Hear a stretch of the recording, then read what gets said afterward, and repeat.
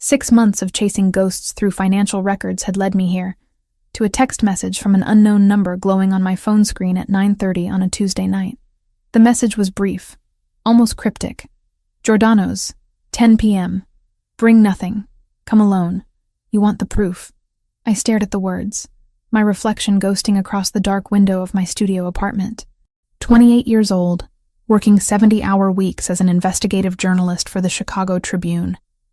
And I was about to walk into what could either be the biggest break of my career or the stupidest decision of my life. The construction fraud case I'd been building connected shell companies to city contracts worth millions, but every lead had dried up. Every source had gone silent, until tonight. October in Chicago meant unpredictable weather, and as I grabbed my jacket, the first drops of rain began streaking down the glass. My best friend Hannah had texted earlier asking if I wanted to grab drinks, but I'd lied and said I was working late at the office. The truth was, I didn't want anyone knowing where I was going. Not until I knew what I was walking into. Giordano's was an upscale Italian restaurant in the financial district, the kind of place where politicians made backroom deals over $30 pasta and $200 bottles of wine. I'd never been inside. Couldn't afford it on my salary. The entire investigation had started when I noticed the same restaurant appearing on expense reports for 3 different construction executives, all on the same nights, all billing different companies. Coincidence didn't exist in my line of work. I took the red line downtown, watching my fellow passengers through the scratched window. A woman in scrubs nodded off against the pole, exhausted from her shift. 2 college kids laughed over something on a phone screen. Normal people living normal lives, unaware that the city they loved was rotting from the inside, built on bribes and falsified permits. The restaurant sat on a corner lot, its brick facade warm with golden light spilling from tall windows. Expensive cars lined the street. I checked my phone. 9:58. 2 minutes early. The rain had intensified during my walk from the station, soaking through my jacket despite my hurried pace. Water dripped from my hair as I stood across the street, studying the entrance. Something felt wrong. I'd developed an instinct for danger over the years, interviewing people who'd seen too much, asking questions that made powerful men nervous. That instinct was screaming now. 3 black SUVs were parked in a no-standing zone, their engines running, exhaust visible in the cold air. Security detail. But for whom? I should have turned around. Should have gone home, called the number back in the morning from a secure line. Instead, I crossed the street, dodging a taxi that honked angrily. The restaurant's heavy wooden door swung open as I approached, and a man in a dark suit emerged, speaking rapidly into a phone. He glanced at me, his eyes cold and assessing, before moving past. That's when I saw her. A little girl, maybe 7 years old, stood on the sidewalk near the entrance. She wore a pale yellow dress completely inappropriate for the weather, her dark curls plastered to her face by rain. She was alone, frozen, her eyes wide with something that looked like terror. "Hey," I called out, my reporter instincts momentarily overriding my caution. "Are you okay? Where are your parents?" The explosion of gunfire answered before she could. The sound was deafening, glass shattering as bullets punched through the restaurant's front windows. People inside screamed. The little girl stood completely still, paralyzed by fear, directly in the line of fire. I didn't think. Thinking would have meant hesitation, and hesitation would have meant death. I ran toward her, my shoes slipping on the wet pavement. 4 strides. 3. 2. I collided with her small body and wrapped my arms around her as we fell. My shoulder hit the concrete hard, pain exploding through my left side, but I kept rolling, using my momentum to drag us both behind a parked Lexus. The world had contracted to a series of snapshots. The girl's racing heartbeat against my chest. The acrid smell of gunpowder mixing with rain. More shots, so many I couldn't count them. Metal punching through metal as bullets found the car sheltering us. I pressed the girl's face into my shoulder, trying to shield her ears from the noise. One round hit the Lexus's rear quarter panel inches from my head. Another shattered the back window, raining safety glass down on us. A third punched through the door, and I felt something hot slice across my shoulder. The shootout lasted maybe 2 minutes. Maybe an eternity. Time had stopped meaning anything. The girl was crying silently, her small hands clutching my soaked jacket. I whispered to her. Words I don't remember. Promises I had no authority to make. You're safe. I've got you. You're going to be okay. When the shooting finally stopped, the silence was almost worse. My ears rang. Someone was shouting in Italian. Car alarms wailed. The girl's breathing had turned to sharp, panicked gasps. I shifted slightly, trying to see if we could run, and pain lanced through my shoulder. When I touched it, my fingers came away red. Lily! The voice cut through the chaos, raw with desperation. Lily! Heavy footsteps pounded toward us. I tightened my arms around the girl, protecting her, until a man dropped to his knees beside the car. He was large, well over 6 feet, with shoulders that strained against his tailored charcoal suit. Dark hair, slightly disheveled. His face was all sharp angles, a strong jaw set with tension. But it was his eyes that caught me, even through my shock and pain. Light brown, almost amber in the streetlights, currently wild with fear. Lily, he breathed, and his hands were gentle, so gentle as he reached for her. Baby, are you hurt? The girl, Lily, launched herself at him, still crying. He gathered her up, checking her for injuries with practiced efficiency, his large hands surprisingly tender as they moved over her arms, her legs, her face. She wasn't hurt, not a scratch. Miracle didn't seem like a strong enough word. Only after satisfying himself that his daughter was unharmed did the man's attention shift to me. I was still on the ground, half slumped against the Lexus's rear tire, rain mixing with something warmer running down my arm. The adrenaline was wearing off, replaced by a cold that had nothing to do with the weather. You're bleeding, he said, his voice different now, controlled. The panic had been locked away behind something harder. I'm fine, I managed, though standing up proved that statement false. The world tilted sideways. Strong hands caught me before I hit the pavement. You're not fine. He was holding Lily with one arm and supporting me with the other, impossibly strong. You took shrapnel. Marcus. This last word was a command, directed at one of several men in dark suits who had materialized around us. Sir, we need to move. Police are 2 minutes out. Call Dr. Reese. Tell him we're coming in with 2 patients. 1 pediatric, 1 adult female with a shoulder wound. The man's voice was steady. Someone used to giving orders in crisis situations. He looked down at me, and for a moment, that iron control slipped. What's your name? Jessica, I whispered. The streetlights were developing halos. Everything felt distant. Jessica. He repeated it like he was memorizing it. I'm Anthony. You saved my daughter's life. I wanted to say something, to ask what had just happened, why people had been shooting, who the hell he was, but my knees gave out. He caught me again, and this time I couldn't seem to get my legs to work properly. Lily was crying harder now, reaching for me with one small hand. Is the lady going to die, Papa? No, baby. She's going to be fine. I promise. Anthony's face swam in and out of focus above me. Sirens wailed in the distance, growing closer. Can you walk? I don't think so. My voice sounded like it was coming from underwater. He made a decision. In one fluid motion, he passed Lily to one of his men and swept me up.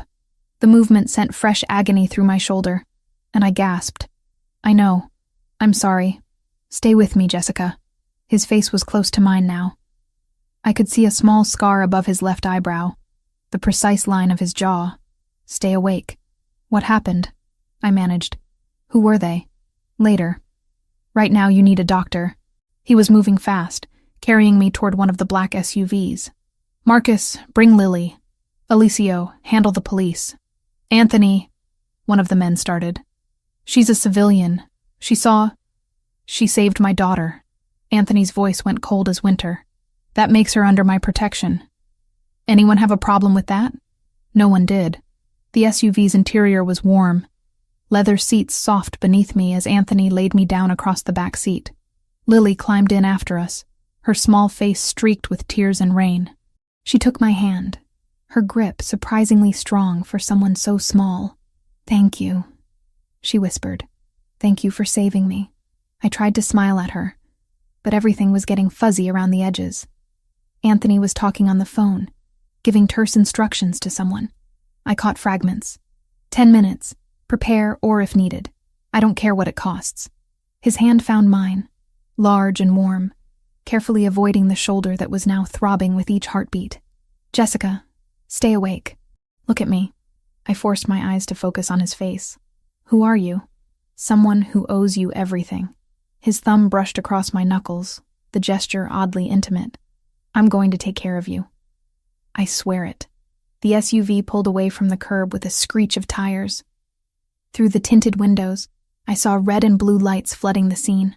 Police cars, ambulances, people streaming out of the restaurant. The chaos we were leaving behind.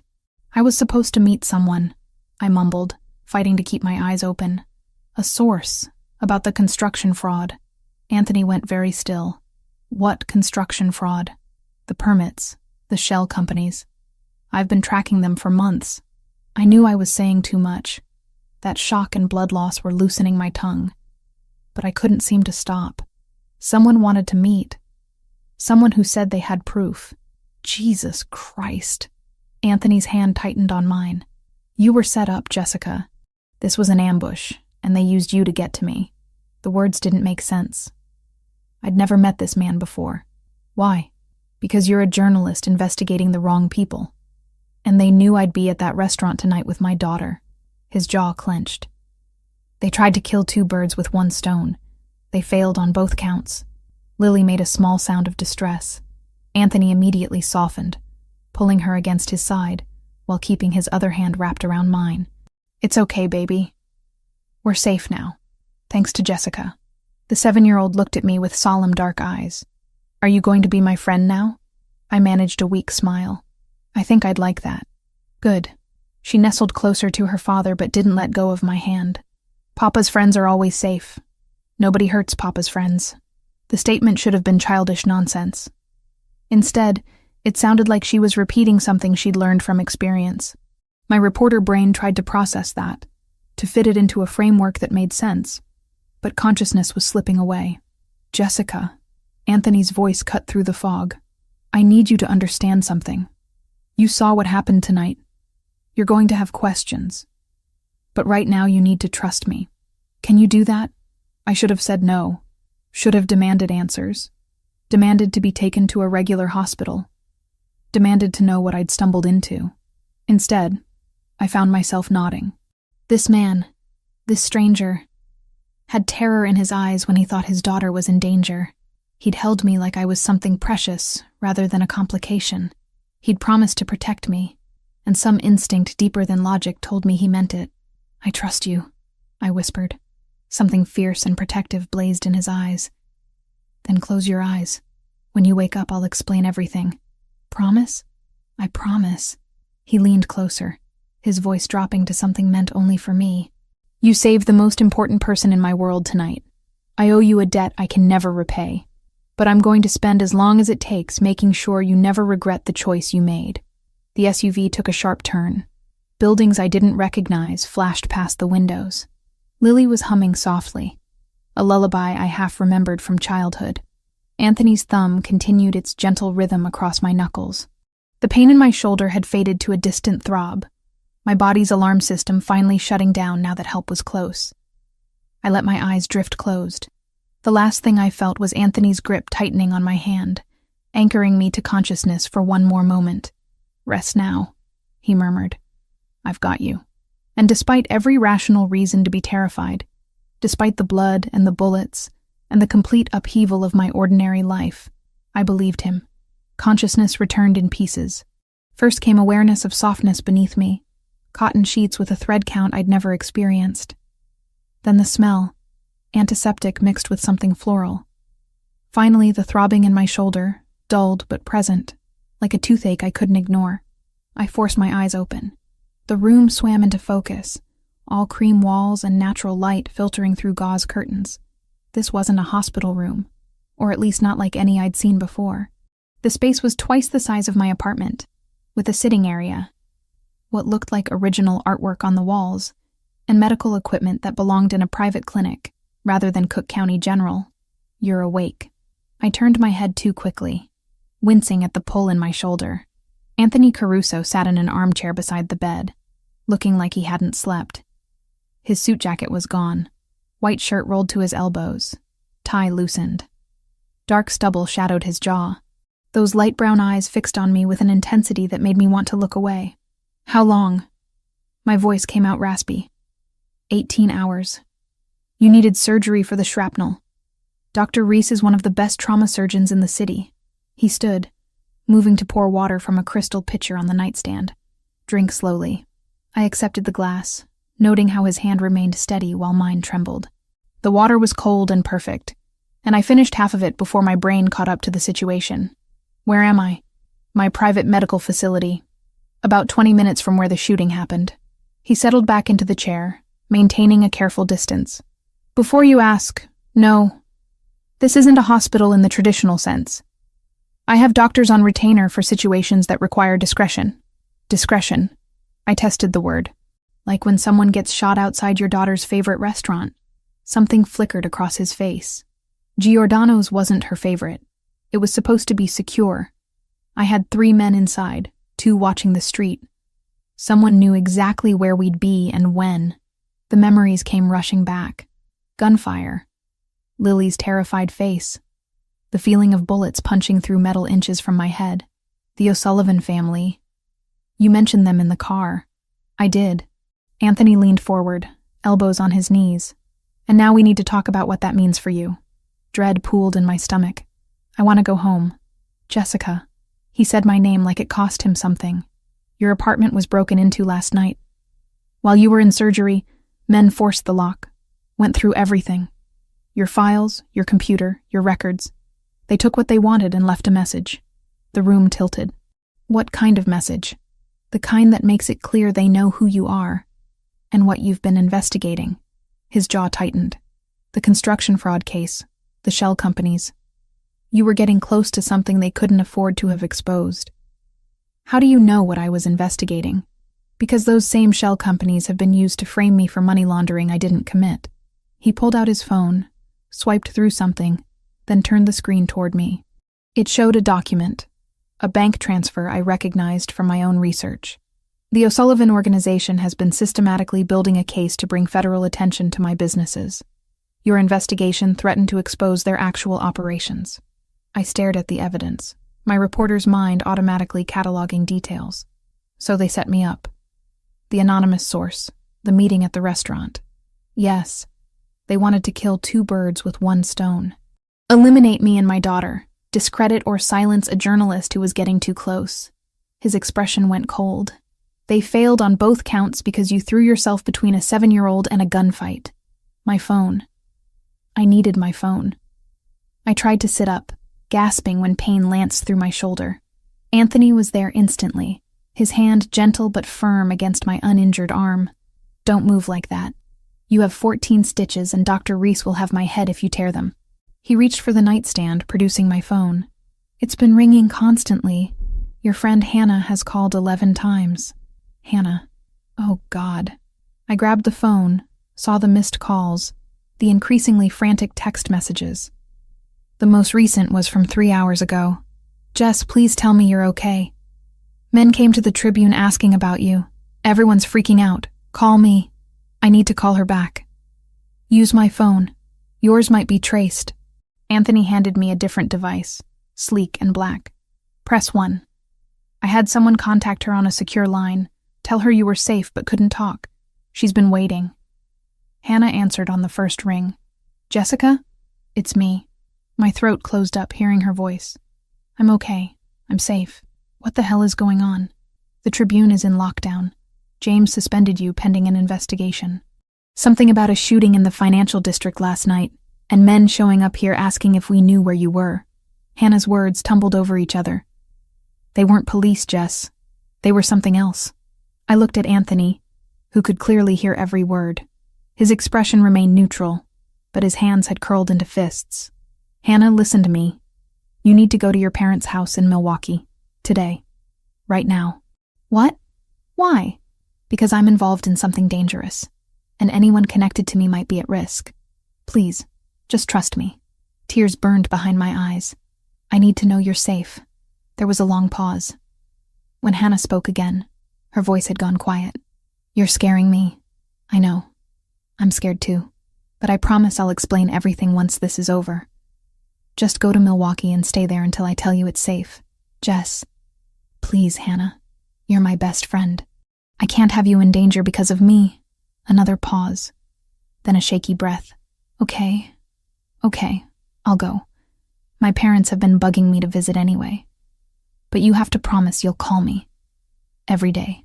I promise. I ended the call before she could ask more questions I couldn't answer. My hands were shaking as I handed the phone back to Anthony. "She's going to Milwaukee." "Good. That's smart." He stood, moving to the window. "Your editor also called. James Sullivan. He left a message saying you've been suspended from the Tribune, effective immediately, pending an investigation into your involvement in last night's incident. The hits just kept coming. They're making it sound like I did something wrong. They're protecting themselves. A Tribune journalist witnessed a mob hit. That brings federal attention they can't afford." Anthony turned back to me. "I need to be honest with you about what happens next. The O'Sullivan family knows you were there. They know you saved Lily, and they know you saw their faces. So I'm a witness. You're more than that. You're someone who complicated their plan." He moved back to the chair, sitting forward so our eyes were level. "I can offer you protection, a secure location, resources, time to figure out your next move. But I need you to understand what you're walking into if you accept." "What am I walking into?" "My world, which is complicated, dangerous, and not something you can easily leave once you're part of it." His gaze never wavered. "I run a family business that operates in gray areas of the law. I won't lie to you about that. But I also have resources that can keep you safe when traditional law enforcement can't." My head was pounding. This was insane. Accepting protection from a man who just admitted to criminal activity. But what were my alternatives? Go back to an apartment that had been broken into? Wait for the O'Sullivan family to make another attempt? Hope that a suspension from the Tribune meant I was safe? "Just for a week," I heard myself say. "Until things calm down. Until I can figure out what to do." Something like relief crossed Anthony's face. "A week. That's fair. I have a property in Lake Forest, about 40 minutes from here. It's secure, private. Lily will be there, and we have staff who can provide anything you need. I need to see my apartment first. See what was taken. That's not advisable." "I don't care." I pushed myself up, gritting my teeth against the pain. Those were years of work, research that could expose corruption across multiple city departments. "I need to know what they took." Anthony studied me for a long moment, then nodded. "I'll arrange an escort. But we leave as soon as Dr. Reese clears you, and we don't stay long." 2 hours later, after the doctor examined my shoulder and reluctantly agreed I could be mobile, I was in the back of another black SUV. Anthony sat beside me, while Marcus drove, and another man I didn't recognize rode in the passenger seat. Both were armed. I could see the bulge of holsters beneath their jackets. My neighborhood looked different in daylight, shabbier somehow. The building where I'd lived for 3 years needed paint. Trash had collected against the curb. Anthony's security detail made us look like we were visiting from another planet. "Stay close," Anthony said as we entered the building. He'd insisted on coming up with me, leaving Marcus and the other man to watch the street. My apartment door had been repaired, but not well. The frame was cracked where the lock had been forced. Inside was worse. They'd torn the place apart. My desk drawers hung open. Contents scattered. The filing cabinet where I'd kept hard copies of everything was empty. Even my bulletin board had been stripped, every photo and document gone. I stood in the center of the wreckage, feeling violated in a way I hadn't when I was shot. This was my home, my work, my life. "Jessica," Anthony's voice was gentle. "We should go. 3 years, I whispered. 3 years of research. Gone. Not gone. They took it because you were close to something real. That means it exists, and it can be found again." He touched my elbow carefully. "But not here. This place isn't safe." I was about to agree when my phone buzzed. The screen showed a text from a number I didn't recognize. "We know where you live. We know who your friends are. Stop looking. Last warning." Anthony had seen it too. His face went hard. "We're leaving. Now." We made it down 2 flights of stairs before we heard the smash of breaking glass. Anthony immediately pushed me behind him, his hand going to a gun I hadn't known he was carrying. Marcus appeared at the bottom of the stairs, weapon drawn. "Someone just threw a brick through the windshield," he reported. Message painted on it. We emerged onto the street to find my car, my ancient Honda that barely ran, completely destroyed. All 4 tires had been slashed. The windows were broken. And across the hood in red spray paint, "Watch your back." People had gathered to stare. A woman I recognized from the 2nd floor had her phone out, filming. This would be all over social media within an hour. Jessica Turner, suspended Tribune journalist, now connected to organized crime and property destruction. My phone rang. James, my editor. I answered on autopilot. "Jessica, where are you?" He didn't sound angry. He sounded worried. "Outside my apartment. Someone just vandalized my car." "Christ. Listen, you need to understand the position the Tribune is in. We have to distance ourselves from whatever you're involved in. I'm sorry, but the suspension stands pending a full investigation. For your safety and ours. I understand."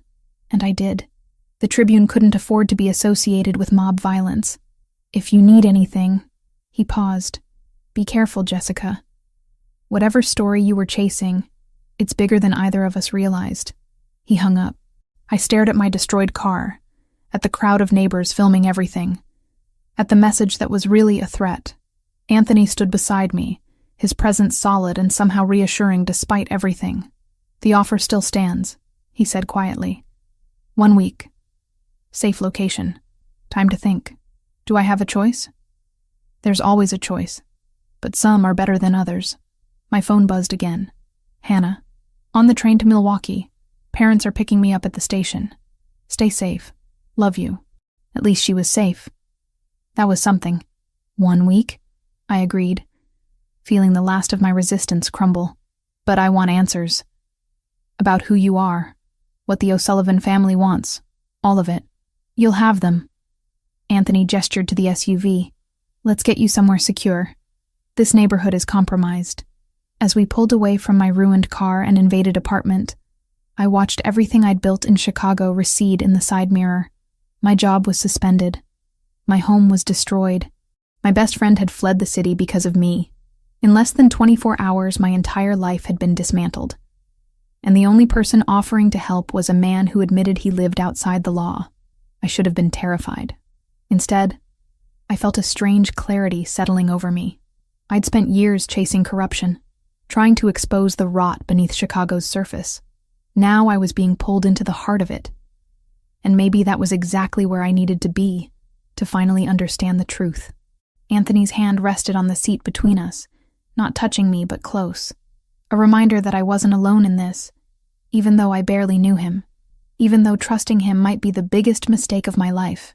"We'll figure this out," he said, as if reading my thoughts. "I promise you that." I wanted to believe him. God help me, I did.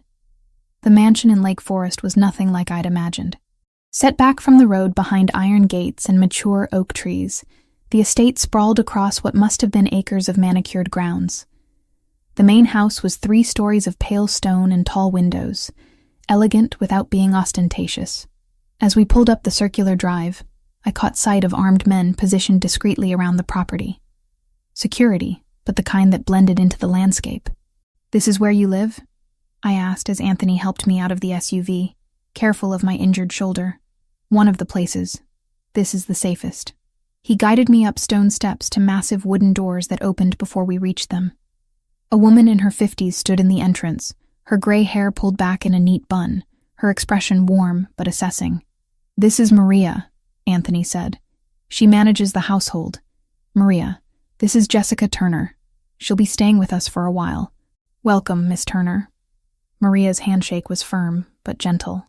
"Your room is ready on the 2nd floor. Mr. Caruso mentioned you'd need quiet and rest." That first day passed in a haze of exhaustion and pain medication. My room was larger than my entire apartment had been, decorated in soft grays and creams with French doors that opened onto a small balcony overlooking the gardens. I slept most of the afternoon, waking only when Maria brought soup and fresh bread that I barely touched. Lily appeared in my doorway around sunset, still wearing her school uniform, a blue plaid jumper over a white shirt. She clutched a stuffed rabbit that looked well-loved. "Can I come in?" Her voice was small, uncertain. Of course. I pushed myself up against the pillows, wincing. She climbed onto the chair near the bed, legs swinging. "Papa said you need to rest because you got hurt saving me. Your papa's right about the resting part. Does it hurt a lot?" Her dark eyes were serious, too serious for a 7-year-old. "Some, but I'll be okay." I studied her face, seeing Anthony in the shape of her jaw, the intensity of her gaze. "How are you doing? That was pretty scary." Lily hugged her rabbit tighter. "I have nightmares sometimes. But Papa says nightmares can't hurt you. Only real things can. And he makes sure real things don't hurt me." The matter-of-fact way she said it broke something inside me. This child had learned too young that the world was dangerous, that safety required constant vigilance and armed guards. "Your papa seems like he takes very good care of you." "He does." She smiled then, bright and genuine. "He said you're brave. Are you going to stay with us forever?" "Just for a little while, until things get safer." "Oh." She looked disappointed. "I hoped you'd stay. Papa needs someone brave. And I liked when you sang to me. In the car, when I was scared. Do you remember?" I didn't, actually. The whole night was fragments, pieces that didn't quite fit together. But I nodded anyway. "I remember. Will you sing to me again sometime?" "If you want me to." That seemed to satisfy her. She hopped down from the chair, then turned back at the door.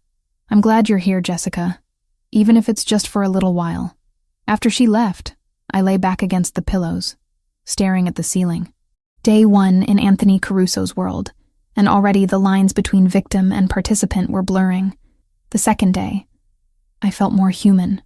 The pain in my shoulder had dulled to a persistent ache, manageable without the heavy medication. I made my way downstairs in the late morning, finding the house quiet except for the distant sound of voices from somewhere deeper in the property. Maria appeared as if summoned, offering breakfast and coffee in a sun-filled kitchen that would have made any chef weep with envy. I ate mechanically, my mind already working through what I needed to do next. The anonymous source. The number that had lured me to that restaurant. I pulled out the phone Anthony had given me and dialed it from memory. The tone was wrong before anyone answered. That flat electronic sound that meant the number was no longer in service. Disconnected, or never real to begin with. "Damn it," I muttered. "Problem?" Anthony's voice made me jump. He stood in the kitchen doorway, dressed more casually than I'd seen him before. Dark jeans and a gray Henley that emphasized his build. He looked tired. Shadows under those amber eyes. The number that texted me. The source that wanted to meet. "It's dead. They would have burned it immediately after the attempt failed." He moved to pour himself coffee. "Professional operators don't leave trails." So it was definitely a setup. They knew I'd been investigating the construction fraud, knew I'd respond to an offer of proof, which means someone inside your investigation circle talked. Or someone's been monitoring your communications for weeks. He leaned against the counter watching me. The O'Sullivan family has resources, connections in places you wouldn't expect. My stomach turned. Someone I'd talked to, someone who knew what I was working on, had sold me out. I need to warn my other sources, the people who've been helping me. Can't do that. Any contact you make could be traced back to them, put them in more danger. Anthony's voice was firm, but not unkind. For now, silence keeps them safer than a warning would. I hated it, but he was right. I tried Hannah's phone next, needing to hear her voice, to know she'd made it to Milwaukee safely. The call went straight to voicemail. She'd probably turned off her phone or was already at her parents' house, keeping a low profile like I'd asked. "She's smart," Anthony said, reading my expression. "Going dark is the right move." "I know. I just hate that she had to run because of me. She ran because dangerous people are looking for you. That's not the same as it being your fault." He set down his coffee. "You didn't create this situation, Jessica. You stumbled into something that was already happening." By the third day, I was going stir-crazy. The mansion was beautiful, the grounds were peaceful, but I felt like a prisoner in a gilded cage. I found Anthony in what appeared to be a home office, speaking rapid Italian into his phone. He held up one finger when he saw me, finishing his conversation before hanging up. "I need to work," I said without preamble. "I can't just sit around. I'll lose my mind." "What kind of work?" "My investigation. I can reconstruct most of it from memory if I have access to a computer and the internet." I saw his hesitation. "Look, I understand security concerns, but I'm a journalist. Research is what I do. I need to feel useful." He studied me for a long moment, then nodded. "I'll have a laptop brought to your room. Clean machine, secure connection. But I need you to understand that anything you access online creates a potential trail. I'll be careful. Public databases only. Nothing that requires Tribune credentials. Fair." He stood, moving around the desk. "There's something else you should see. Since you're going to be here for a while, you might as well understand how things work." He led me through the house to a section I hadn't explored yet. We passed a large dining room where a woman was polishing silver, descended a short flight of stairs, and emerged into what looked like a command center. Computer monitors lined one wall, showing various security camera feeds from around the property. 2 men sat at workstations, one speaking quietly into a headset. "We monitor everything within a 2-mile radius," Anthony explained. "Anyone approaches the property, we know about it. The gates are reinforced steel. The windows are bulletproof. The house has a safe room in the basement that could withstand a direct assault for hours. You're expecting an attack. I'm prepared for one. There's a difference." He gestured to the screens. "Watch." I saw the gardens, the driveway, the perimeter fence. And there, in one frame, Lily played on a swing set under the watchful eye of a man who definitely wasn't a nanny. She laughed, carefree despite the armed guard standing 10 feet away. "This is her life," I said quietly. "Constant protection. Never really free. This is her life alive." Anthony's voice went hard. "The alternative is what almost happened 2 nights ago. So yes, she has guards. Yes, we monitor everything, because the price of freedom isn't worth her safety." I watched Lily swing higher, her dark curls flying. 7 years old and already living in a fortress. What kind of childhood was that? As if reading my thoughts, Anthony added, "She goes to a private school. She has friends, sleepovers, birthday parties. We try to give her as much normalcy as possible within the constraints of security. It's not perfect, but it's what we can offer." That night at dinner, I saw what he meant. The formal dining room seated 12, but only 3 of us sat at one end, the table set with china and crystal that probably cost more than my car used to be worth. Lily chattered about her day, a math test she'd aced, a friend who'd promised to share candy at recess. Anthony listened with complete attention, asking questions, laughing at her stories. For those moments, they were just a father and daughter sharing a meal. "Jessica's going to be working on her investigation," Anthony mentioned. "From here, with the security measures we discussed." Lily's face lit up. "Are you going to catch the bad guys?" "I'm going to try," I said. "That's what journalists do. We find the truth and tell people about it. Papa says truth is important. He says lies are how weak people hide." Anthony's expression flickered with something I couldn't quite read. Pride, maybe, mixed with concern. "That's right, baby. Truth matters." Later that night, after Lily had gone to bed, Anthony and I sat in a living room that managed to feel comfortable despite its elegance. He'd poured himself scotch, offered me wine that I'd declined in favor of water. My shoulder was throbbing again, a reminder that I was still healing. "I've been thinking about your investigation," he said. "The construction fraud, the shell companies. I might be able to help." "How?" "I have contacts in the FBI. Someone who's been building a case against the O'Sullivan organization for months. He might be interested in what you've found." My journalist instincts prickled. The FBI doesn't usually work with civilians on active investigations. They do when that civilian has information they need, and their own reasons for wanting the same targets taken down. He swirled his scotch. "Think about it. Your research threatened to expose O'Sullivan's money laundering operation disguised as construction fraud. My business interests have been systematically targeted by their organization, framed for crimes I didn't commit. We have aligned goals. You want to take them down. I want my daughter safe. I want to stop looking over my shoulder. If that means burning the O'Sullivan empire to the ground, then yes, I want them taken down. His voice was matter of fact. No dramatic flourish. Just cold determination. I should have been frightened by that coldness. Instead, I found it oddly reassuring. This was a man who didn't make empty threats or false promises. When he said he'd protect me, he meant it with every resource at his disposal. I'll think about it, I said. That's all I ask. The 5th day started like the others, until it didn't. I was in my room, working on reconstructing my investigation notes on the laptop Anthony had provided, when Maria knocked on my door. Miss Turner? Mr. Caruso asked you to come downstairs. There's been news. The tone of her voice made my stomach drop. I followed her down to the office where Anthony stood with Marcus and another man I didn't recognize, all of them staring at a tablet. What happened? Anthony looked up, his expression grim. Your apartment building. There was an explosion 30 minutes ago. Fire department is on scene now. He turned the tablet toward me. The news footage showed flames pouring from the upper floors of my building, smoke billowing into the gray October sky. Emergency vehicles surrounded the structure.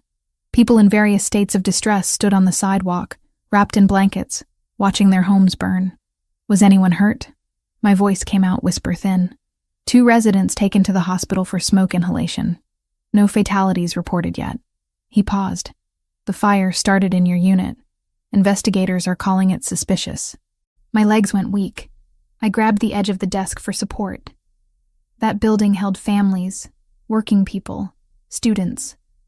They could have died because someone wanted to send me a message. Hey, Anthony was there suddenly, his hand gentle on my uninjured arm. Look at me. This is not your fault.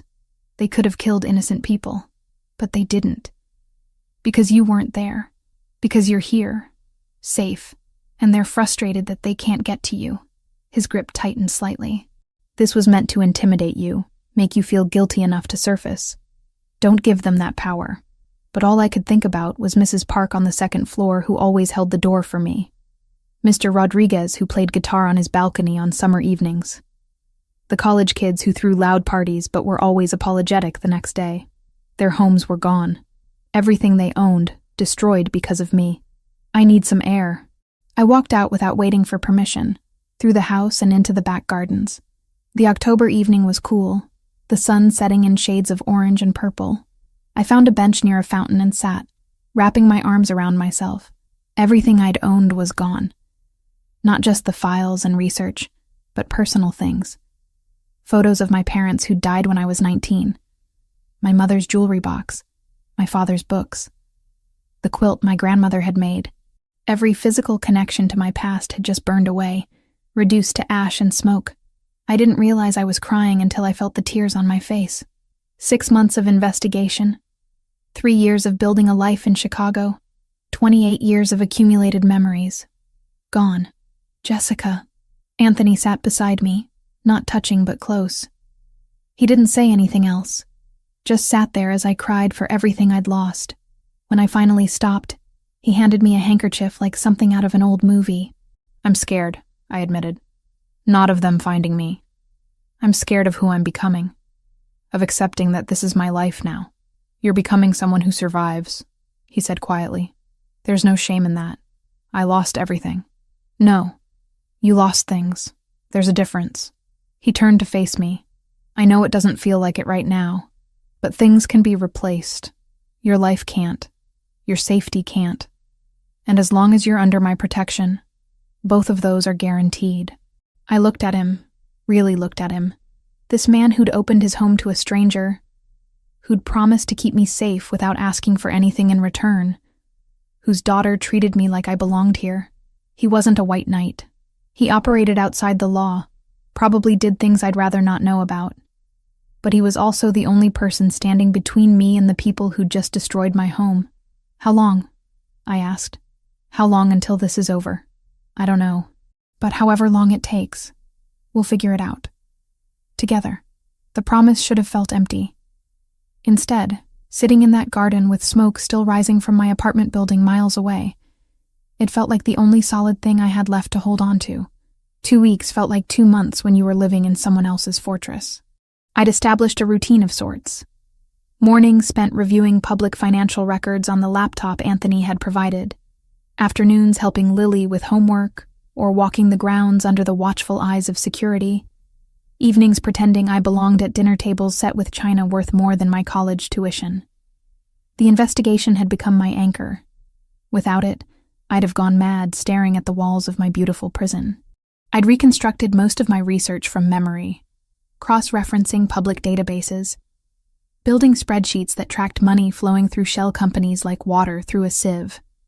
The patterns were still there, hidden beneath layers of legitimate business transactions, waiting for someone to connect the dots.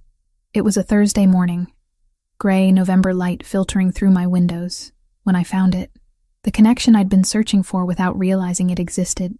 3 shell companies I'd been tracking for months, the ones moving money between construction contracts and offshore accounts, all shared the same registered agent, a law firm in the Cayman Islands that specialized in corporate anonymity. Nothing unusual about that. But when I dug deeper into the firm's client list, using a public registry that most people didn't know existed, I found something that made my stomach drop. The same law firm represented 5 other companies. Companies that, according to federal filings, were owned by the O'Sullivan family. My hands froze over the keyboard. I read the information 3 times, certain I'd made a mistake. But the data didn't lie. The shell companies I'd been investigating weren't just connected to political corruption. They were part of a much larger operation designed to move money while simultaneously building a false paper trail that pointed directly at Anthony Caruso's legitimate businesses. Jesus, I breathed. This wasn't about construction fraud. This was financial warfare. I spent the next hour tracing connections, following money from O'Sullivan-owned entities through the shell companies and into accounts that had been frozen by federal investigators, accounts that belonged to Anthony's import business. The whole thing was elegant in its cruelty. Use shell companies to launder O'Sullivan money while creating documentation that made it look like Anthony was the one laundering funds. My investigation had threatened to expose the scheme before it could be fully executed. That's why they'd tried to kill me. Not because I was getting close to exposing political corruption, but because I was about to blow open a setup that had probably taken years to construct. I needed to tell Anthony. But doubt crept in, whispering questions I didn't want to ask. What if I was wrong? What if showing him this information made me look like I was taking sides in something I didn't fully understand? What if he already knew, and my bringing it up exposed me as naive? The internal debate kept me paralyzed at my laptop for another hour, staring at numbers that told a story I wasn't sure I wanted to be part of. Finally, I saved everything to an encrypted folder and went downstairs, my heart hammering against my ribs. I found Anthony in his office, but he wasn't alone. Through the partially open door, I could see 3 men in dark suits seated across from him. One I recognized as Marcus. The other 2 were unfamiliar, but they carried themselves with the same controlled tension as Anthony's security team. The accounts were frozen yesterday, one of the unfamiliar men was saying. His voice carried an edge of frustration. No warning, no explanation. Federal investigators just locked down $3 million in operating capital. Vincent, I need specifics. Anthony's voice was cold, controlled. Which accounts? Which investigators? The import business, the wine distribution, and the restaurant group. All of them flagged for suspicious activity. Vincent, a man in his early 40s with salt and pepper hair and a face that suggested he'd seen too much, pulled out a tablet. They're claiming evidence of money laundering. Wire transfers that match patterns of criminal activity. That's impossible. Anthony's hand curled into a fist on his desk. Every transaction through those businesses is documented, legitimate, and above board. I make damn sure of that. Someone's planting evidence, Marcus said quietly. Has to be. The timing's too convenient. Right after they failed to take you out. I should have walked away. Should have gone back upstairs and waited for a better time. Instead, I knocked on the door frame. All 4 men turned to look at me. Anthony's expression shifted from cold fury to something more guarded. Jessica, this isn't a good time. I know, but I found something. Something you need to see. I held up the laptop. About the accounts being frozen. And who's really behind it. Vincent stood, his hand moving toward his jacket in a gesture that made my pulse spike. Anthony held up one hand. It's fine. She's the journalist I mentioned. The one investigating the construction fraud. He looked at me. What did you find? I moved into the office, aware of 3 sets of eyes tracking my movements. Setting the laptop on Anthony's desk, I pulled up the spreadsheet I'd created. The shell companies I was investigating. The ones moving money through construction contracts. They're all registered through the same law firm as 5 companies owned by the O'Sullivan family. Silence. Then Vincent leaned forward. Show me. I walked them through it, pointing out connections, tracing money flows, demonstrating how funds moved from O'Sullivan operations through the shell companies and into accounts designed to look like they belonged to Anthony's businesses. With each new piece of evidence, Vincent's expression grew darker. They're framing you, I said, looking at Anthony. Building a case using money laundering infrastructure they control, making it look like you're the one running illegal operations. My investigation threatened to expose the shell companies before they could fully execute the setup. Anthony stared at the screen, his jaw working. When he finally spoke, his voice was dangerously quiet. How long has this been running? Based on the corporate filings? At least 18 months, maybe longer. I scrolled through more data. They've been patient, building layer upon layer of false documentation. If federal investigators follow the money without understanding the full picture, it leads straight to you. Son of a bitch. Vincent slammed his palm against the desk. Patrick O'Sullivan's been playing us for over a year. And we didn't see it. Anthony's hands were flat on the desk, his knuckles white. Because we were looking for direct threats, not financial sabotage. Marcus spoke up. This changes things. If we can prove the setup, we can clear the accounts and go after O'Sullivan for the frame job. We need more than spreadsheets, Vincent said, looking at me. Can you prove the connection? Hard evidence that would hold up in court? Some of it's public record. The corporate registrations, the filings, the paper trail through the Cayman firm. But proving deliberate intent to frame Anthony? I shook my head. That would require access to internal O'Sullivan communications. Emails, text messages, recorded conversations, things I can't get from public databases. Anthony was quiet, his gaze moving from the laptop screen to me and back again. You figured this out in 2 weeks, working from memory, with limited resources. I had motivation. I met his eyes. They tried to kill me because of this. I wanted to understand why. Something shifted in his expression. Respect, maybe. Or recognition that I was more than just a civilian he was protecting. Vincent, I want a full audit of every account they've touched. Marcus, pull surveillance on known O'Sullivan associates. If they're running this operation, someone's been making regular contact with the shell companies. On it. Both men stood, clearly dismissed. After they left, Anthony gestured for me to close the door. When we were alone, he moved around the desk to lean against it, arms crossed. You could have kept this to yourself. Used it for your story. Exposed both sides of this war. I could have. I stayed where I was, not quite trusting the intensity in his gaze. But you saved my life. You've kept me safe. And honestly, I'm tired of watching corruption win because no one wants to connect the dots. You're taking a side. I'm taking the side of truth, which apparently means taking your side in this particular fight. I closed the laptop. The O'Sullivan family is using criminal infrastructure to destroy your legitimate businesses while making you look like the criminal. That's not justice. That's just another form of corruption. He studied me for a long moment. There's something else. Something you're not saying. He was too perceptive. I'd hoped to avoid this part, but there was no hiding from it now. The anonymous source. The one who texted me to meet at the restaurant that night. I've been thinking about how they knew I'd respond, how they knew exactly when you'd be there with Lily. And someone's been tracking my investigation for months, not just recently, but the whole time. They knew what I was working on, who I'd talked to, probably monitored my communications. The realization made me feel sick. The message to meet wasn't spontaneous. It was planned. They put me in that specific place at that specific time because they knew I'd be useful. Useful how? As bait. As a distraction. As a witness who could be discredited or eliminated. I wrapped my arms around myself. I thought I was being careful. I thought I was protecting my sources. But someone was watching me the whole time, and I never knew. Anthony's expression went dark. The burner phone number. We can trace where it was purchased. Who might have bought it? Will that actually lead anywhere?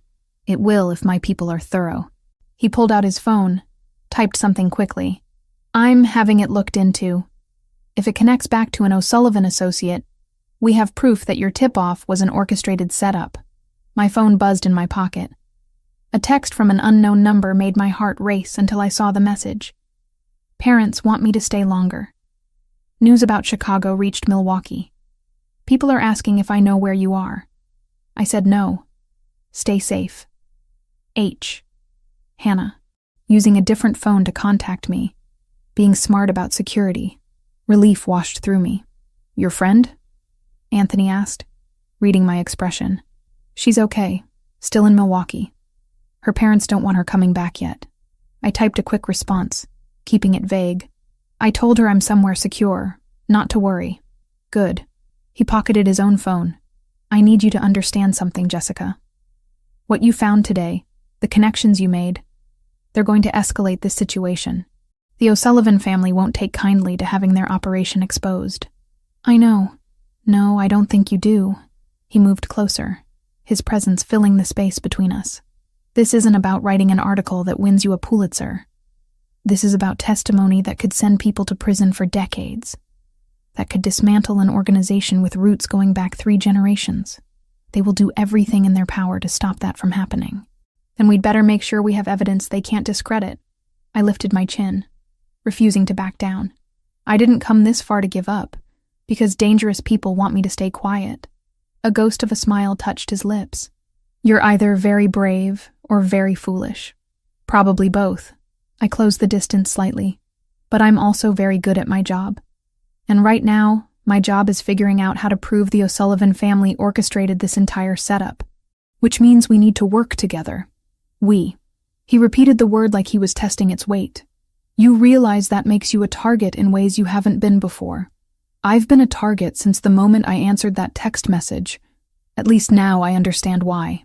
He held my gaze for another moment, then nodded slowly. All right. We do this together. But on my terms, with my security protocols. No more solo investigation.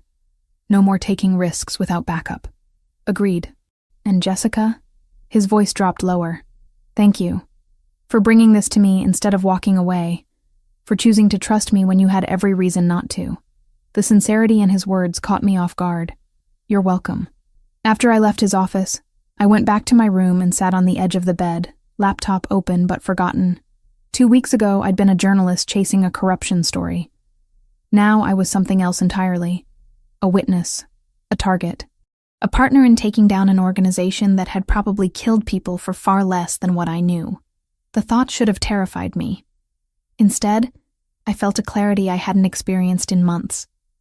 I'd spent my career exposing truth from the sidelines, writing articles that occasionally changed policy but never really changed the game. Now I was in the game, playing for stakes that actually mattered. My phone buzzed again. This time, a message from Anthony. Vincent confirmed the burner phone was purchased by a known O'Sullivan associate 3 days before the restaurant ambush. You were right. It was a setup from the beginning. I stared at the words, feeling vindication and anger in equal measure. They'd used me, turned me into a weapon against someone I'd never met, gambling that my death or capture would create the chaos they needed. They'd gambled wrong, and now I was going to make sure they paid for it. The 4th week at the mansion brought an unexpected shift in dynamics. Anthony and I had fallen into a working partnership, spending hours together, reviewing financial documents, tracing money flows, building a case that could withstand federal scrutiny. We'd moved beyond employer and protected witness into something that felt dangerously close to equals. It was late afternoon, November sun slanting through the office windows when the package arrived. Marcus brought it in personally, his expression grim as he set the padded envelope on Anthony's desk. Delivered to the front gate. No return address, no courier service. Someone dropped it and left. Anthony's jaw tightened. He pulled latex gloves from a drawer before carefully opening the envelope. Inside was a flash drive and a handwritten note on expensive cardstock. I read over his shoulder. We have everything. Every file. Every source. Every connection. Walk away now, or we release it all. Distorted. Discredited. Your career ends. Your credibility dies. Last chance. What's on the drive? I asked, though dread already pooled in my stomach. Anthony inserted it into his computer, pulling up folder after folder. My research. All of it. Every interview transcript. Every financial record.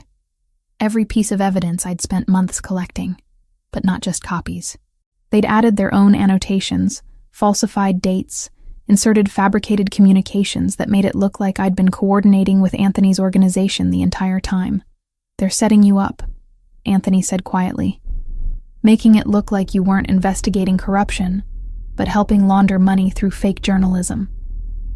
My hands curled into fists. Years of work turned into a weapon against me. If they release this, no one will believe anything I write ever again. That's the point. Discredit the journalist, bury the truth. He ejected the drive, handling it carefully. They're trying to neutralize you without killing you. Less messy, fewer complications. What do? We turn it against them. Anthony stood, moving to the window. They think this is leverage, but what they've really done is show their hand.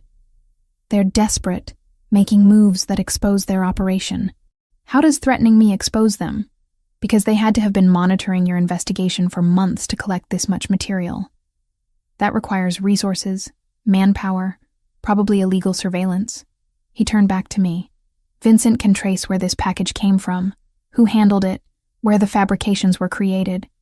Every step they took leaves a trail. Hope flickered despite my fear. So we investigate the investigators. Exactly. His phone buzzed. He glanced at it, expression darkening. Speaking of which, we have another problem. The FBI is requesting a meeting. They want to interview you about the shooting. My stomach dropped. When? Tomorrow, if you're willing. If not, they'll issue a subpoena. He pocketed the phone. I have a contact there. Someone I trust. He can make sure the interview stays focused on the O'Sullivan ambush, not fishing for information about my businesses. You trust an FBI agent? I trust someone who wants the O'Sullivan family taken down as much as we do. He's been building a case for months, but he needs witnesses willing to testify. Anthony's gaze held mine. This could be an opportunity. You tell them about the setup, the manufactured evidence, the threats. They investigate. You get protection beyond what I can offer. Or they decide I'm complicit and arrest me along with everyone else. That's why you need to be smart about what you say and how you say it. He moved closer, close enough that I could smell cedar and rain. I'll be with you the entire time. I won't let them twist your words. He wasn't promising miracles, only process. The agent he'd named, someone Internal Affairs trusted, had already coordinated with the U.S. Attorney's Office to set clear interview boundaries. I would have counsel present, the session would be recorded, and the scope would stay fixed on the O'Sullivan ambush. No threats, no theatrics. Just facts, because facts were the only thing that could keep everyone breathing. A text message interrupted the moment. My phone, displaying a photo that made my throat tighten. Hannah, standing with her parents in front of a fireplace, all three of them smiling. The accompanying text read, "Family time. Miss you. Stay strong." I showed Anthony the screen. At least she's safe. She's smart, your friend. Knows when to keep her head down. He studied the photo. You miss her. More than I thought I would. Hannah and I have been friends since college. She's the only person who knows all my terrible decisions and still picks up the phone when I call. That's rare. Something in his voice suggested he understood the value of loyalty that ran deeper than convenience. My phone buzzed again, this time from an unknown number. The message was simple. Stop hiding. Come find me, or I'll come find you. No signature, no context. Just a threat wrapped in an invitation. Anthony read it over my shoulder, his body going rigid. They're getting bolder, frustrated that they can't get to you. Good. Frustrated people make mistakes. They also make desperate moves. He pulled out his own phone, typing rapidly. I'm doubling security. No one gets within a mile of this property without us knowing about it. Anthony. I touched his arm, feeling the tension coiled there. I have an idea. About how to get the evidence we need. He lowered his phone, giving me his full attention. I'm listening. Patrick O'Sullivan, the head of their organization. He's hosting a charity gala next week at the Drake Hotel. Politicians, business leaders, major donors, all the people connected to the construction fraud. The idea had been forming for days, but saying it out loud made it real. I still have my press credentials. I could get in as a journalist covering the event. Absolutely not. Hear me out. I go in, plant listening devices, photograph documents if I can access his private areas, maybe even get him talking on record about the shell companies. You're talking about walking into enemy territory surrounded by people who want you dead. I'm talking about getting evidence that would hold up in court. Everything we have now is circumstantial. We need something concrete. I stepped closer, forcing him to meet my eyes. I can do this. I'm a journalist. This is what I'm trained for. You're trained to ask questions and write articles, not conduct espionage in hostile environments. Then teach me. You have resources, equipment, people who know how to do this professionally. Help me prepare. When he started to protest, I cut him off. They've already destroyed my apartment, my career, my entire life. What more can they take?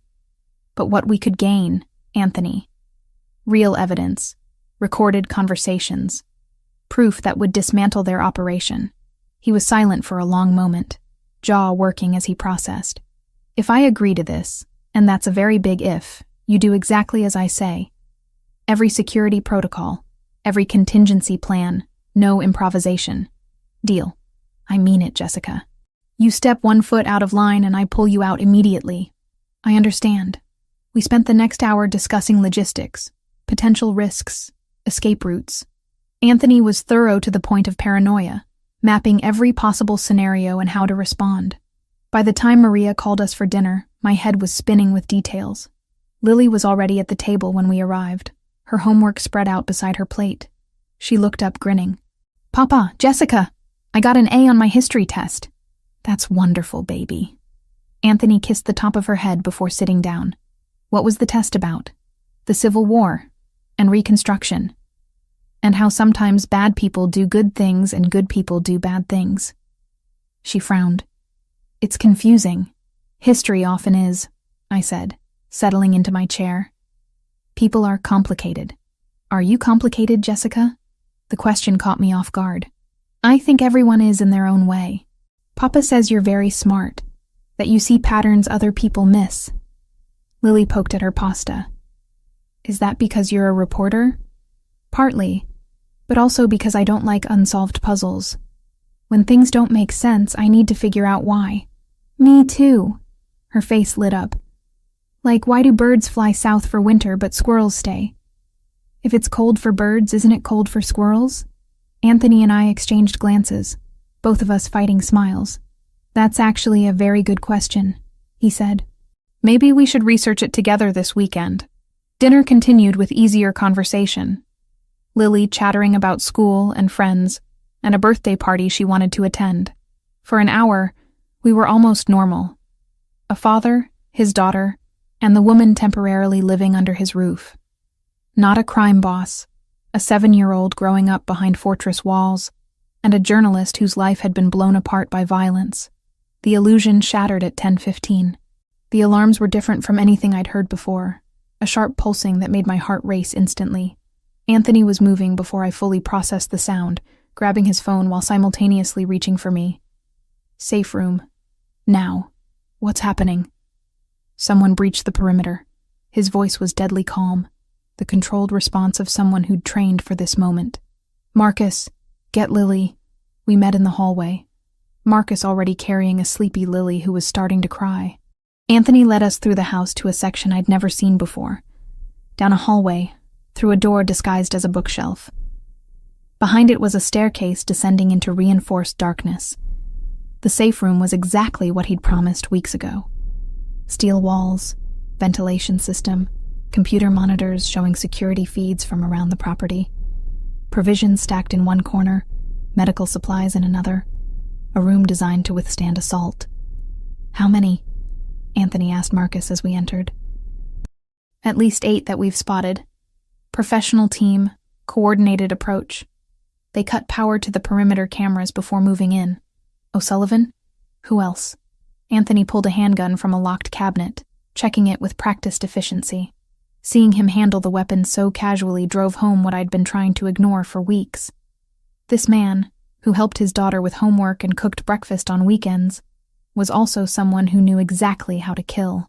Stay here. He looked at me, his expression harder than I'd ever seen it. Lock the door behind us. Don't open it for anyone except me or Marcus. Code word is Raven. If someone tries to get in without that word, assume they're hostile. You're going out there. It's my property, my people, my responsibility. He moved to the door, then paused. Jessica, keep Lily calm. She's been through this before, but it never gets easier. Then he was gone. Marcus following, the heavy door sealing behind them with a hydraulic hiss.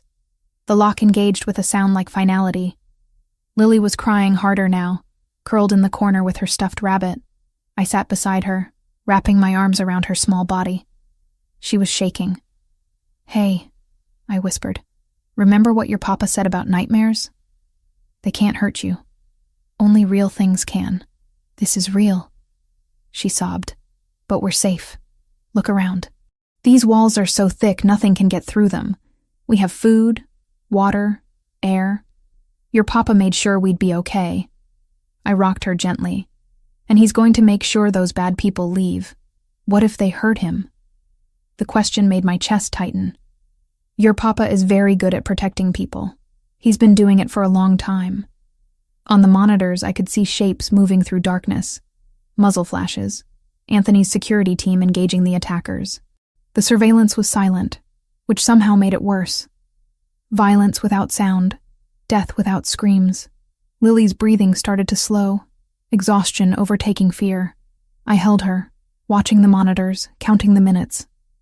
10, 20, 30. A massive flash on one screen made me flinch. Explosion. Probably a grenade. Fire bloomed in the east garden, illuminating running figures. More muzzle flashes. Someone went down, unclear which side. 40 minutes in, the attack suddenly ceased. The approaching figures retreated, moving quickly back toward the perimeter.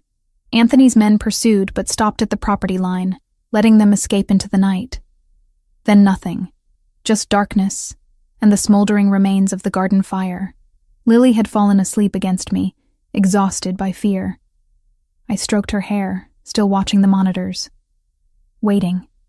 The knock on the door made my heart leap.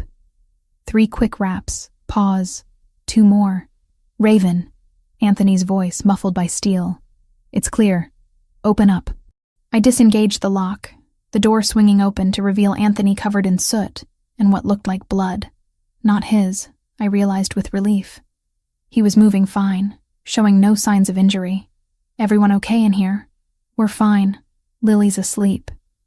I checked him anyway, needing to confirm he was whole. Are you hurt? Couple scratches, nothing serious. He moved to where Lily slept, gathering her gently into his arms. She stirred, but didn't wake. 3 of my men have injuries. 1 serious, but he'll live. 2 attackers dead, rest escaped. What did they want? To send a message. To test our defenses. He looked at me over Lily's sleeping form. To remind us that nowhere is completely safe. I thought about the charity gala. The plan we'd discussed just hours ago. Walking into the heart of O'Sullivan territory seemed insane now, after watching armed men assault a fortified compound. But that's exactly why it would work. Because they'd never expect someone to walk directly into their domain after an attack like this. I'm still going, I said quietly. To the gala. I need to do this. Anthony's expression was unreadable. Then slowly, he nodded. We start preparing tomorrow. If you're going to do this, you'll do it right. The week following the attack became a masterclass in preparation I never expected to need. Anthony transformed a section of the mansion into a training ground, teaching me things no journalism school covered. Listening devices go here. He demonstrated on a practice dummy, showing me how to plant the tiny microphone under a lapel during what looked like casual contact. 1 second, that's all you have. Any longer and people notice. My fingers fumbled the first dozen attempts.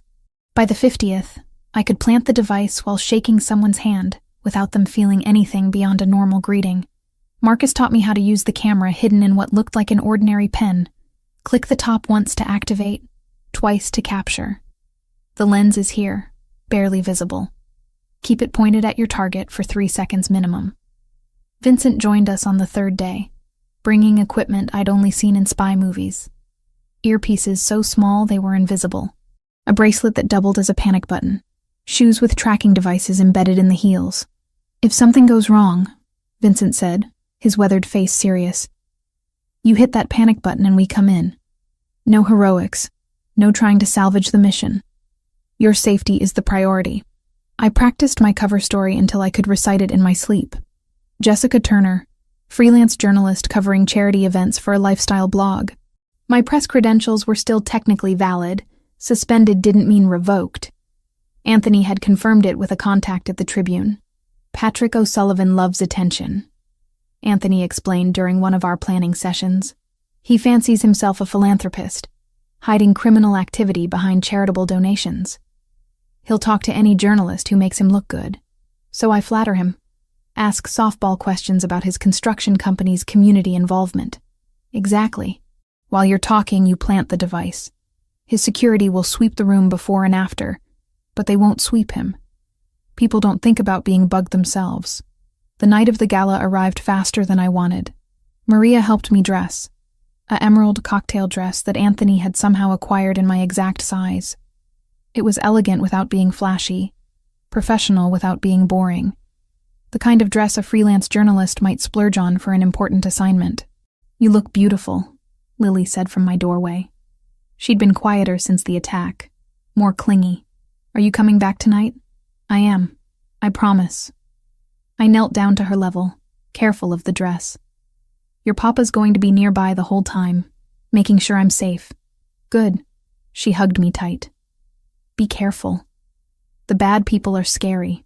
Anthony was waiting at the bottom of the stairs, wearing a dark suit that made him look like he belonged in a boardroom or a battlefield.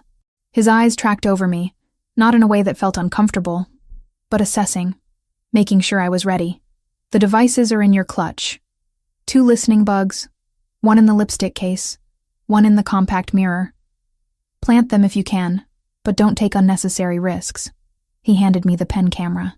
"This goes in your jacket pocket, and this." He slipped the bracelet onto my wrist. "Emergency signal. Marcus will be monitoring from a van 2 blocks away. I'm ready." "Jessica." He caught my hand, his grip warm and steady. "If anything feels wrong, you get out. The information isn't worth your life." The Drake Hotel glowed like a jewel box, all golden light and elegant architecture. The charity gala was in full swing, Chicago's elite mingling over champagne and canapes. I showed my credentials at the door, smiled at the security guard who barely glanced at my bag, and stepped into the enemy's domain. Patrick O'Sullivan held court near the center of the ballroom, a silver-haired man in his 60s surrounded by admirers. He wore his wealth casually, an expensive watch, perfectly tailored tuxedo, the confidence of someone who'd never been told no. I approached with my most professional smile. "Mr. O'Sullivan, Jessica Turner, I'm covering tonight's event. Could I ask you a few questions about your company's charitable work?" His face lit up exactly as Anthony predicted. "Of course. Always happy to talk about giving back to the community." For 10 minutes, I asked him about donation amounts, community projects, his vision for Chicago's future. He talked. I nodded and took notes. And when he gestured expansively about a new recreation center his company funded, I stepped closer to examine the architectural rendering he was describing. That's when I planted the first device, my hand brushing his lapel as I leaned in to see the image better. 1 second, just like Anthony taught me. O'Sullivan didn't flinch. "This is wonderful," I said, pulling back. "Your company is clearly committed to more than just profits. We believe in investing in people, not just buildings." He was warming to the topic, barely noticing when I adjusted my grip on the pen, activating the camera to photograph the architectural plans he'd so helpfully laid out. "Could I see your executive offices? I'd love to include some details about where the planning for these projects happens." He hesitated, then nodded. "Brief tour." I have other guests to attend to. The office was on the second floor, accessed through a hallway guarded by a single security officer who stepped aside when O'Sullivan approached. Inside was exactly what I expected. Mahogany desk, leather chairs, walls lined with awards and photographs of O'Sullivan with various politicians and business leaders. "This is where the magic happens," he said with false humility. "Just a simple office for a simple man trying to do good." I photographed everything with the pen camera while pretending to admire the view. The desk held scattered papers, one folder partially open showing what looked like financial documents. When O'Sullivan turned to point out a particular award, I planted the second device under the edge of his desk, my movements smooth and practiced. "Thank you so much for your time," I said, shaking his hand. "This will make a wonderful piece. Send me the link when it publishes. I'd love to read it." I made my way back to the ballroom, adrenaline singing through my veins. Mission accomplished. Devices planted, photographs taken, no one suspicious. Now I just needed to slip out and I saw him through a service corridor doorway. Vincent, Anthony's trusted lieutenant, the man who'd helped train me for this mission. He was talking to someone, and his body language was all wrong. Too casual, too familiar. The other man turned slightly, and I recognized him from the surveillance photos Anthony had shown me, one of Patrick O'Sullivan's top enforcers. My heart stopped. I pulled out the pen, activated the camera, and captured 3 quick shots before ducking back into the ballroom. My hands were shaking. This couldn't be what it looked like. Vincent was loyal. Anthony had said he'd been with them for 15 years. But the photographs didn't lie. I checked them on the tiny preview screen. Clear images of Vincent and the O'Sullivan enforcer, heads bent together in obvious conspiracy. I left through the main entrance, walking quickly but not running. Marcus picked me up 2 blocks away as planned, the black SUV pulling up precisely on schedule. "How'd it go?" he asked as I climbed in. "We need to get back to the mansion. Now." My voice was shaking. "I have something Anthony needs to see immediately." The drive to Lake Forest felt endless. Marcus kept glancing at me in the rearview mirror, clearly picking up on my distress, but he didn't ask questions. When we finally pulled through the gates, Anthony was waiting, his face dark with concern. "What happened?" I pulled up the photographs on the pen's display screen, hands still trembling. "Vincent. I saw him at the gala, talking to one of O'Sullivan's men." Anthony went completely still. The kind of stillness that preceded violence. "Show me." We went to his office where I transferred the photos to his computer. The images were damning, crystal clear. Vincent and the O'Sullivan enforcer, obviously familiar with each other, exchanging what looked like documents. "How long have you known him?" I asked quietly. 15 years, since he was a street soldier working his way up." Anthony's voice was dead, emotionless. "He was at my father's funeral. He's godfather to Lily." "Anthony, get him here, now." This was directed at Marcus, who immediately pulled out his phone. Vincent arrived 20 minutes later, clearly confused by the urgent summons. "Boss, what's—" He saw the photographs on the screen and went pale. "Explain." A one word spoken with deadly calm. "I can explain. Please, just let me—" "Explain how you're meeting with O'Sullivan's men hours after I sent Jessica into their territory. Explain how they knew where to attack us last week." Anthony's control was fracturing, rage bleeding through. 15 years, Vincent. 15 years, and you sold us out. They have Sarah. The words burst out of Vincent like a confession. "My sister. They took her 3 months ago. I had no choice." The room went silent. Anthony's jaw worked. "What?" "Patrick O'Sullivan kidnapped my sister.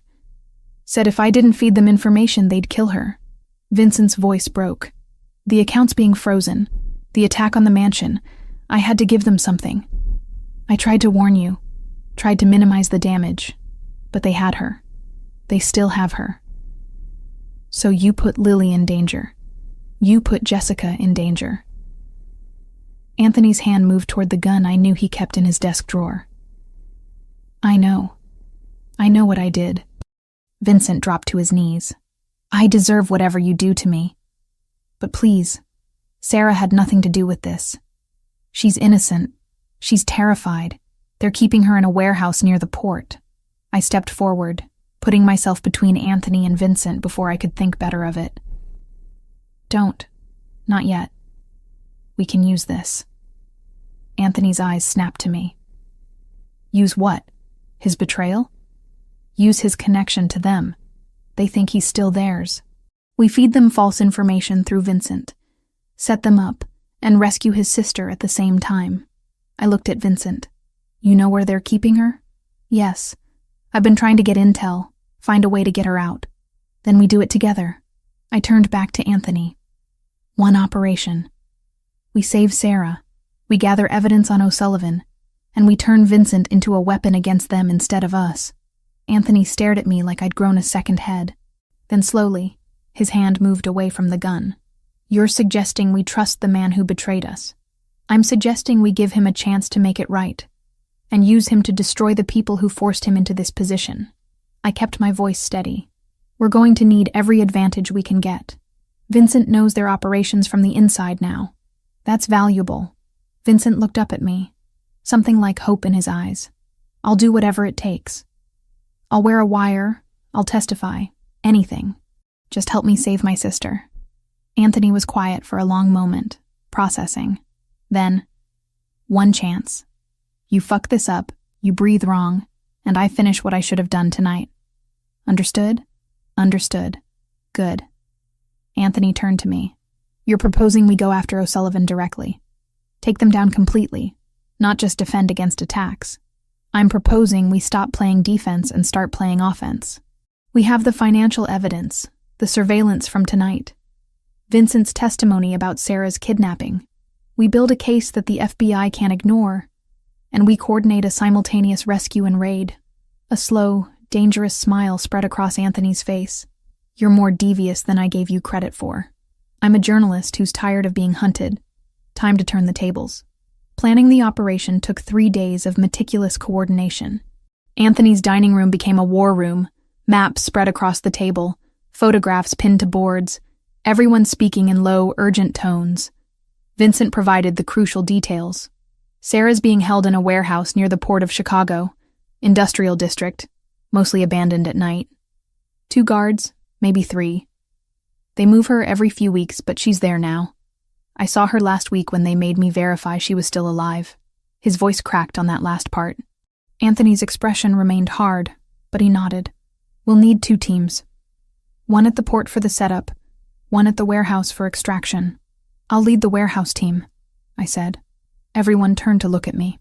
What? You need someone who can document everything, get evidence that will hold up in court. That's me. Absolutely not. Anthony's voice was flat. You're a journalist, not a tactical operator, which is exactly why I need to be there. Any evidence gathered by your people can be challenged as tainted. But a journalist documenting a kidnapping rescue? That's gold for prosecution. I leaned forward. Besides, Hannah needs to be ready to publish everything simultaneously. She's the only person I trust with this. Anthony studied me for a long moment. Hannah's in Milwaukee. Then I bring her back. With your security escort, she comes back to Chicago, stays in a safe location, and publishes everything the moment we transmit it. I pulled out my phone. I'll call her now. Hannah answered on the second ring. Jess? Is everything okay? I need you to come back to Chicago. Tonight, if possible. It's important. There was a pause. How important? Career-defining. Potentially Pulitzer-level important. But also dangerous. I won't lie about that. I glanced at Anthony. You'll have protection, but this is the story we've both been waiting for our entire careers. I'm in. No hesitation. My parents will freak out, but I'm in. What do you need?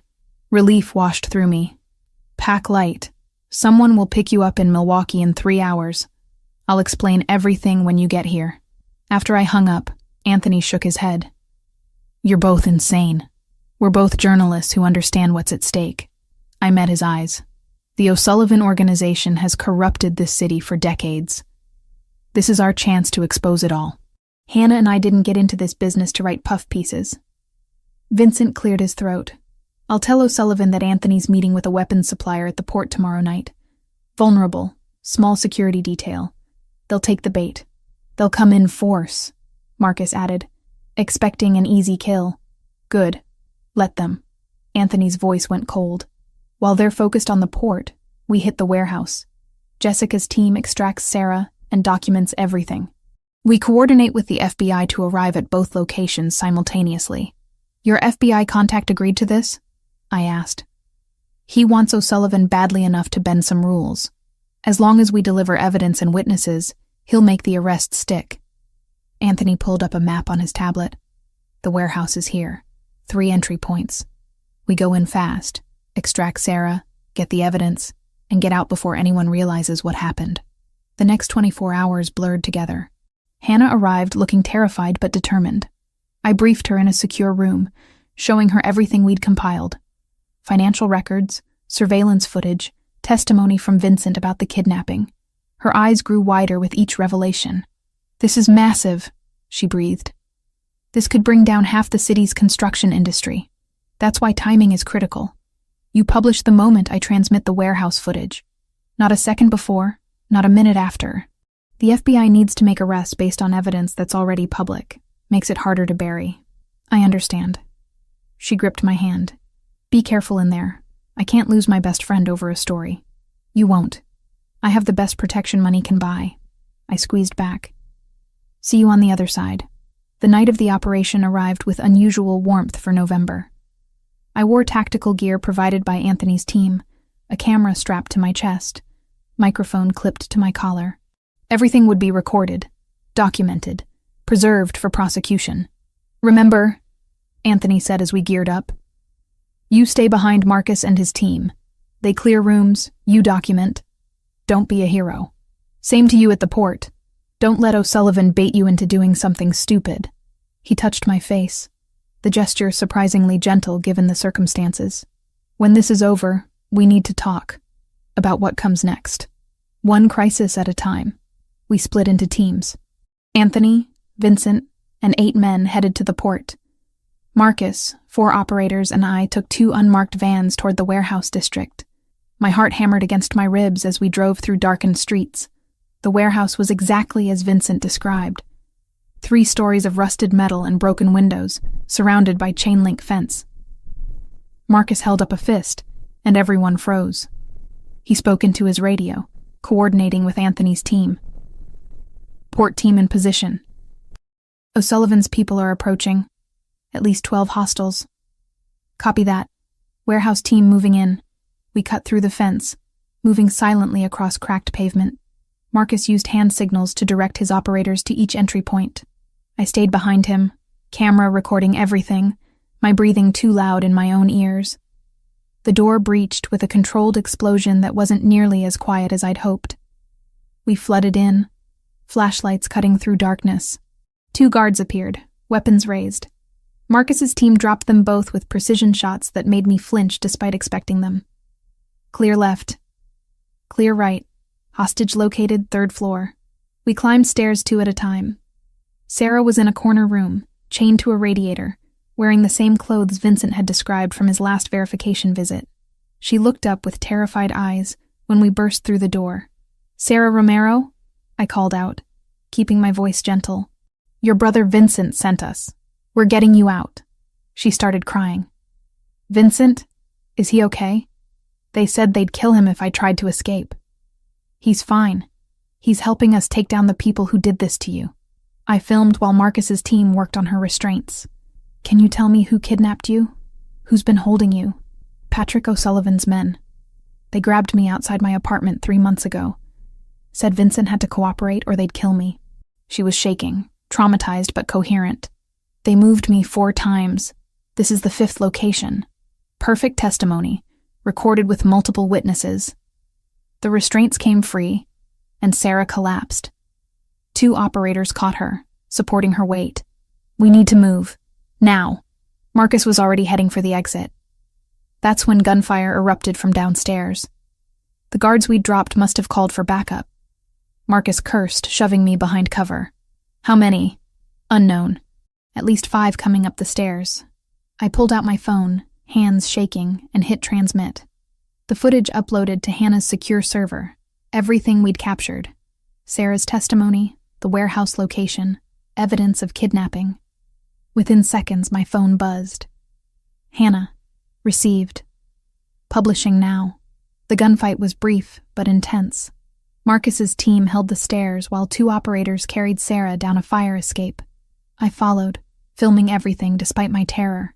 The evidence couldn't stop just because things got dangerous. We made it to the vans, Sarah safely inside, when my phone rang. Anthony. O'Sullivan's here. At the port. He came personally. Anthony's voice was tight with controlled violence. He brought 15 men. This is going to get ugly. FBI? 2 minutes out. We just need to hold until they arrive. Gunfire crackled through the phone. I heard shouting, orders being given, the chaos of combat. My stomach twisted. Anthony was in the middle of a war zone because of a plan I'd helped create. Marcus, we need to get to the port. Are you insane? We have the hostage. We have the evidence. Mission accomplished. Anthony's pinned down. They came in heavier than expected. I was already climbing back into the van. We can't leave him there. Marcus stared at me like I'd lost my mind. Then he shook his head and got in the driver's seat. You're going to get us all killed. We arrived at the port to find a scene from a war movie. Cars burned, lighting the dock in flickering orange. Bodies lay scattered. Anthony and his men had taken cover behind shipping containers, returning fire against O'Sullivan's forces positioned across the pier. Jessica, what the hell are you doing here? Anthony's voice crackled over the radio. Bringing reinforcements and recording everything. I raised the camera, documenting Patrick O'Sullivan directing his men from behind an SUV, clearly visible, clearly in command. Undeniable evidence of his personal involvement. That's when the FBI arrived, a dozen vehicles flooding the port with lights and sirens. Federal agents poured out, establishing positions, shouting orders for everyone to drop their weapons. O'Sullivan tried to run. Anthony cut him off, weapon raised, fury carved into every line of his face.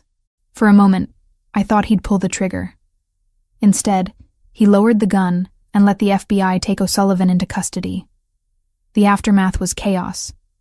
Paramedics treated wounded men from both sides. FBI agents processed the scene, collecting evidence, taking statements. Sarah sat wrapped in a blanket, finally free, while Vincent held her and sobbed. I stood apart, camera still recording, watching it all unfold. My hands were shaking. I'd just participated in a gunfight, witnessed violence up close, crossed every line that separated journalist from participant. Anthony found me as the sun began to rise. You did it. The evidence you gathered, Sarah's testimony, the footage of O'Sullivan directing his men. It's over. Is it? I looked at my hands, half expecting them to be covered in blood. Because I just helped plan a military operation. That's not journalism. You documented a rescue and gathered evidence that will put dangerous people in prison. That's exactly what journalism should be. He took my camera gently. Hannah published everything? An hour ago. It's already national news. He nodded slowly. Then it's really over. The O'Sullivan organization is finished. But I wasn't sure anything was finished. I'd changed too much, crossed too many boundaries. The woman who walked into Giordano's that rainy October night wouldn't recognize who I'd become. 2 weeks after the fall of Patrick O'Sullivan's empire, I sat across from FBI Special Agent Thomas Reeves in a sterile conference room downtown. The recording equipment between us hummed softly, documenting every word of my testimony. Walk me through the night of the warehouse rescue one more time, Miss Turner. I'd told this story 5 times already to various federal investigators. Each retelling made it feel less real, like I was describing events that happened to someone else. Sarah Romero was chained to a radiator on the 3rd floor. She'd been moved 4 times in 3 months. Patrick O'Sullivan's organization held her to force her brother Vincent to provide intelligence on Anthony Caruso's operations. Agent Reeves nodded, making notes. And you participated in the armed extraction of Miss Romero. I documented the rescue. My role was journalist, not combatant. I kept my voice steady, repeating the distinction that Anthony's lawyer had drilled into me. Everything I did was in pursuit of evidence for a story exposing organized crime. A story that resulted in the arrest of 17 individuals and the dismantling of a criminal organization that had operated in Chicago for 3 generations. He leaned back. That's quite an accomplishment for someone who was supposedly just chasing a construction fraud story. I followed the evidence wherever it led. That's what journalists do. The interview lasted another hour before Agent Reeves finally turned off the recording equipment.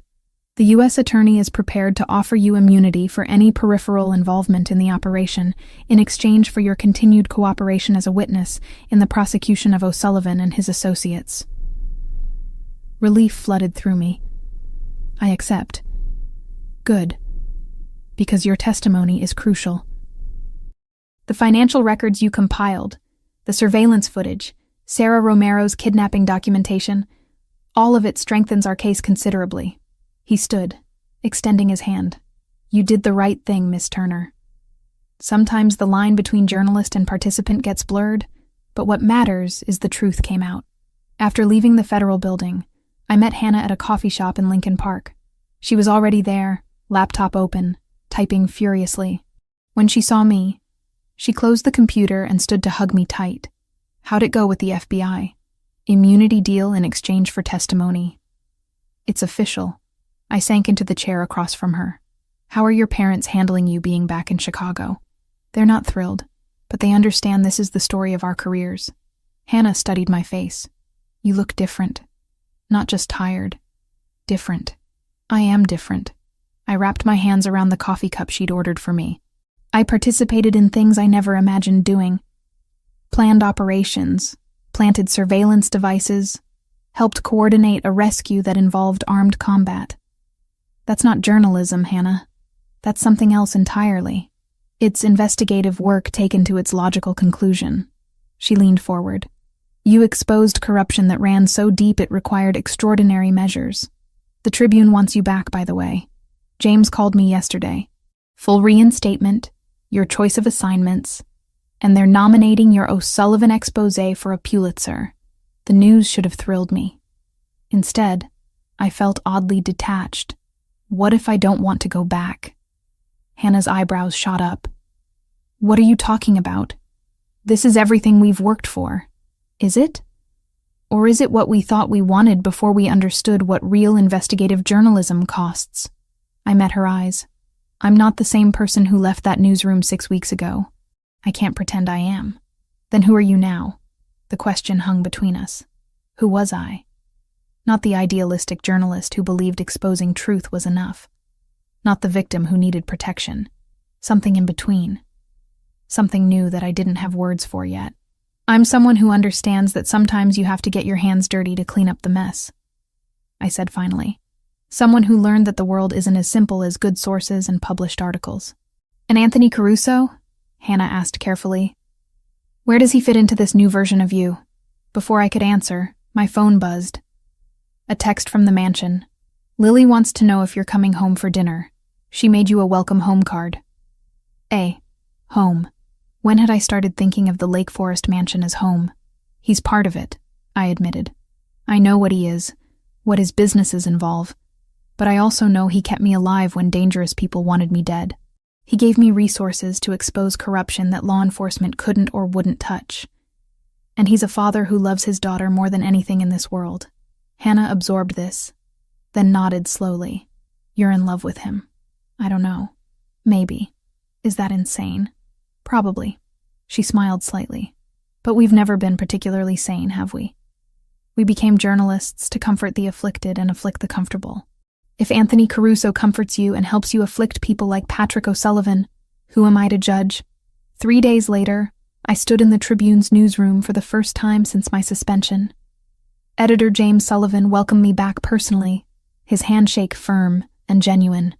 The O'Sullivan series has already been syndicated to 20 national papers, he said, leading me to his office. You've done exceptional work, Jessica. Work that matters. Thank you. I sat in the chair across from his desk. But I'm not coming back full-time. His expression shifted to surprise. What? Why not? Because I've found a different way to do the work that matters. I pulled out a folder I'd prepared. I want to continue investigating corruption in Chicago, but as an independent journalist with my own resources. I'll still publish through the Tribune when appropriate. But I need autonomy to pursue stories without corporate restrictions. James studied me carefully. This is about Caruso, isn't it? You're going to work with his resources. I'm going to use resources that allow me to investigate targets that are too dangerous or politically connected for traditional journalism to touch. I met his gaze directly. The O'Sullivan organization existed for decades because no one had the means to expose them properly. I do now. I'm not wasting that opportunity. After a long moment, James nodded. All right. Independent contractor status. You publish exclusively through us. We provide editorial support and legal backing, but you maintain control over your investigations. Deal? Deal. That evening, I returned to the mansion to find Lily waiting by the door, bouncing with excitement. Jessica, you're home. I made you something. She thrust a crayon drawing into my hands. It showed 3 stick figures, one tall with dark hair, one small with curly hair, and one medium-sized with brown hair, all holding hands in front of a house. Above them, she'd written in careful letters, "My family." Something in my chest cracked open. "Lily, this is beautiful. That's you." She pointed to the medium figure. "And Papa. And me. We're a family now, right?" I looked up to find Anthony standing in the doorway, his expression unreadable but his eyes intense. The question Lily asked was really his question, the one he'd been too careful to voice directly. "Yeah, kiddo," I heard myself say. "I think we are." 6 months after a rainy October night when I answered an anonymous text message, I stood in the mansion's garden watching Lily practice the self-defense moves I'd been teaching her. She'd insisted on learning after the attack, wanting to feel less helpless. I understood that need completely. Kick higher. Use your whole body, not just your leg. She adjusted, her small foot connecting solidly with the practice pad I held. Like that? Perfect. Again. Anthony appeared at the edge of the garden, still wearing his suit from whatever business had occupied his afternoon. He watched us train for several minutes before approaching. She's getting good. She's a fast learner. I lowered the pad as Lily took a water break. How was your meeting? Productive. Vincent's officially leaving the organization to focus on Sarah's recovery. She's making progress in therapy, but it's slow. He moved closer, his hand finding the small of my back in a gesture that had become familiar. I'm proud of him for choosing family over business. We'd found our rhythm over these months. Anthony ran his legitimate businesses while carefully distancing himself from the gray areas that had defined his family's operations. I investigated corruption, published exposés that were already making waves in city politics. Together we created something that shouldn't work, but somehow did. I got a call from the Pulitzer Committee today, I mentioned. The O'Sullivan series is a finalist. That's incredible. He pulled me closer. Though I'm not surprised. You changed everything with that story. We changed everything. You, me, Vincent, Hannah. Even Lily in her way. I watched his daughter practice kicks in the fading sunlight. 6 months ago, I was a journalist chasing ghosts. Now I'm part of something I never imagined. Regrets? I considered the question honestly. The violence I'd witnessed, the lines I'd crossed, the comfortable certainties I'd abandoned. No. I became something more than I was. Someone who protects the people she loves, no matter what that requires. Anthony turned me to face him fully, his amber eyes searching mine. I love you, Jessica Turner. I know the timing's complicated and the circumstances are insane, but I've loved you since you threw yourself between my daughter and a hail of bullets. My heart hammered. I love you too. Even though you're probably the most complicated man I've ever met. He kissed me then, gentle and thorough, a promise of all the complicated tomorrows we'd navigate together. When we broke apart, Lily was watching us with undisguised delight. Does this mean Jessica's staying forever now? Anthony and I exchanged glances. Then I knelt to Lily's level. Yeah, kiddo, I'm staying. Is that okay with you? She threw her arms around my neck. It's perfect. And standing there in the garden of a mansion I now called home, teaching a 7-year-old to defend herself while the man I loved watched over us both, I realized she was right.